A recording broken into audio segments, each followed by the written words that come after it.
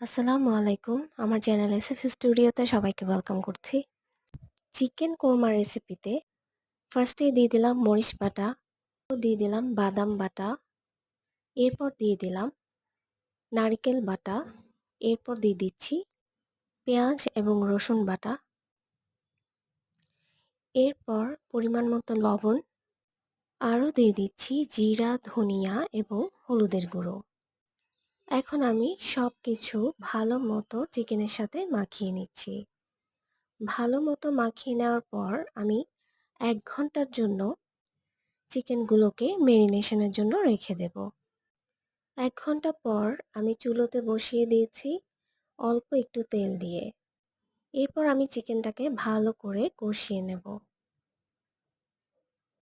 ঢাকনা দিয়ে ভালো করে কষিয়ে নেওয়ার পর চিকেনটাকে আমি একটু স্টেয়ার করে নেব। স্টেয়ার করে নেওয়ার পর যখন মনে হবে চিকেনটা সেদ্ধ হয়ে গেছে, সেই সময়টাতে আমি চিকেনের মধ্যে একটু দিয়ে দিব গরুর দুধ।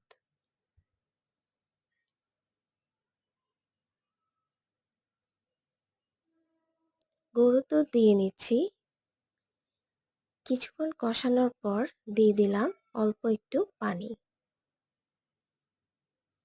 ভালো করে জাল করে আমি ঢাকনা দিয়ে দেব। ৫ মিনিট রাখার পর অল্প একটু চিনি দিয়ে দিলাম।